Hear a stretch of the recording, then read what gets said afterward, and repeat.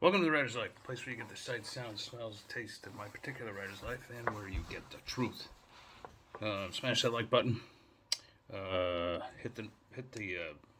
Well, first subscribe, and then hit the bell for notifications, so that you don't miss out on one exciting video. How exciting they are! So I don't know if any of you guys know who the author Don Winslow is. I like him a lot. I love his books, especially the Death and Life of Bobby Z. I read all of them, but all of his books, but I read a few. But anyway, we used to have the same agent 20 years ago. More than that now.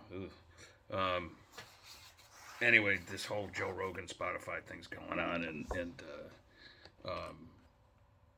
Winslow, who I did not realize is a big shill for the left, the Democrats, I guess. Makes sense because he's very tied in with Hollywood. But he was going off like Rogan should be basically hung or whatever. But then for whatever he said, but then someone came out and listed on Twitter all the times Don Winslow has used I hate to even say it, the N word in all his books and stuff like that. Anyway, the point of this is that's a huge reason why all authors should avoid politics, religion, things like that, because you're gonna get nailed. You're gonna get nailed one way or the other. No one's perfect. Everybody's human. What you believed and what was considered okay 20 years ago has changed. Culturally speaking, things have changed. But we can't go around trying to cancel each other, just because we might have said something or done something once upon a time when it was much more accepted, and now it's not. Okay, so that's why I try to stay middle of the road as much as possible, because I am actually middle of the road. I'm like, what do I consider myself? I've told somebody once, and they went like, huh? I consider myself a liberal conservative. That is, I'm very much pro-environment, save the whales. But at the same time, I believe I'm fiscally conservative. I believe in little government. So maybe I'm a libertarian, I guess. I don't know. But anyway, in any case, this segues into social media. Is social media, I shouldn't say do you need it anymore, because there was a time you really needed to have social media, a big social media presence for your books. And I can't tell you the amount of contracts I've signed that they say, they'll send, after you sign the contract, they'll send you an author questionnaire, which is one of the worst things you ever have to fill out in your life. There's just fucking hell. It's like 16 pages of like, oh my God. Anyway, you have to give all the addresses of the social media platforms that you belong to, how many followers you have, stuff like that. So, I'm not huge with Twitter, although I contribute to it every day, but like my posts don't get like, a bunch of retweets and all that stuff, because I just don't engage in the proper way. To me, it's just, it's a time suck. And I find Twitter to be very angry, and I don't need that shit in my life. I really don't. So then there's Facebook, but I happen to have like 8,000 followers, maybe more on Twitter. I don't know why, but I do. Anyway, and then there's Facebook, and I have like several Facebook pages. I have an author page called Vincentzandribooks Noir Author, go figure. And I have some of my characters have their own Facebook page. Like there's their Chase Baker page, which I don't even keep up. My friend, the writer Elise keeps. Well, what's her real last name? Elise Major keeps up. She doesn't have much time anymore because she's running like 17 magazines in Rhode Island. But so then there's my personal Facebook page, which has been maxed out. And so recently I had to like defriend a bunch of people. And I could bet you 2 to 1 that they don't even know they're defriended. Like if I haven't interacted with them in a long time, then like what's the point anyway? They're not going to buy my books or anything, but it's just to make room for others who have it, especially those in my subscriber list who have expressed interest in maybe being a Facebook friend. Anyway, I fucking hate Facebook. I can't stand it. I don't give a shit that you went to Tulum, and you don't care that I'm skiing that day, or that I'm in Italy, or that I'm on the plane to Turkey or Cambodia. Basically people, some people care, but most people don't.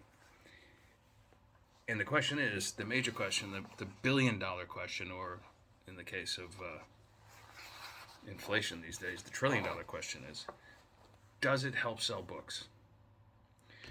I've noticed, like, whenever I put up content like about a new book, or a new deal or whatever, like, the engagement has slowly been withering away.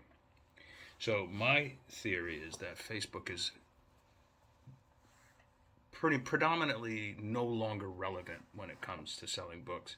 The only way it can possibly be relevant is if, instead of 5,000, the maximum 5,000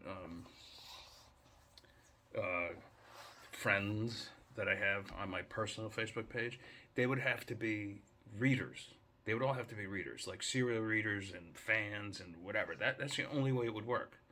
Otherwise, as it is, I think like 50% of my Facebook, the followers, they call them followers, my friend. My Facebook followers are fellow authors, some of whom I like, a lot of whom I don't. There's agents, there's publishers, there's editors. None of these people are going to buy my books. And a couple of the editors and agents turned out to be real dicks. So, like, I was happy to get rid of them.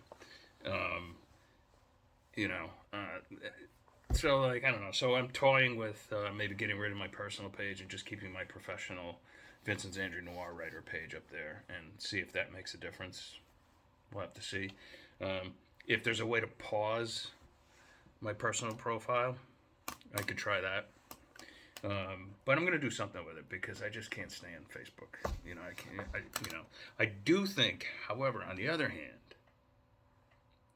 I think YouTube is very effective with getting the word out to prospective readers. This has been working out very nicely. I've been into this for like 9 months now, and closing in on 3,000 subscribers. I mean, I know that's not like what a Bitcoin channel might get, for instance, or whatever, but like, I average like 10 new subscribers a day, and that's pretty cool. And I get a lot of I'm starting to get a lot of decent comments and interaction and requests for content and stuff like that. So that's cool. And also Instagram, even though it's part of Facebook, I like better too, because I can run my YouTube videos there as well. So, and you can do those little shorts, you could say like, The Remains is on sale for 99 cents for the month, go grab it, whatever. I don't know if it works or not, but I do think YouTube and Instagram and TikTok, I hear too, is supposed to be the newest, bestest site for influencing fans and prospective customers. So anyway, Facebook blows. So does Twitter. I don't like Twitter much either. So anyway, I just thought I would talk about that a little bit, because a lot of authors ask me, a lot of newbies, they'll be like, do you have to be on Facebook and stuff? Because I hate it. And I'll be like, well, yeah, your publisher's going to expect you to have a major social media presence. So it's really up to you. I feel like at this point in my career, I don't really need it anymore, the personal Facebook page. But and if you find that you've been defriended or whatever they call it, it's nothing personal, believe me. I just needed to make room. I had to make room, and so that's what that's about. So whatever. Anyway, I hope you're having a great day. I gotta go walk down the hill a mile and pick up my Jeep. It needed some antifreeze, and it needed an oil change. I haven't had heat in my Jeep like for all winter. The dude's like, you don't have any antifreeze, dude. I was like, oh, all right, well, that could probably explain that. Anyway, have a great day, and I'll catch you tomorrow. Ciao, ciao.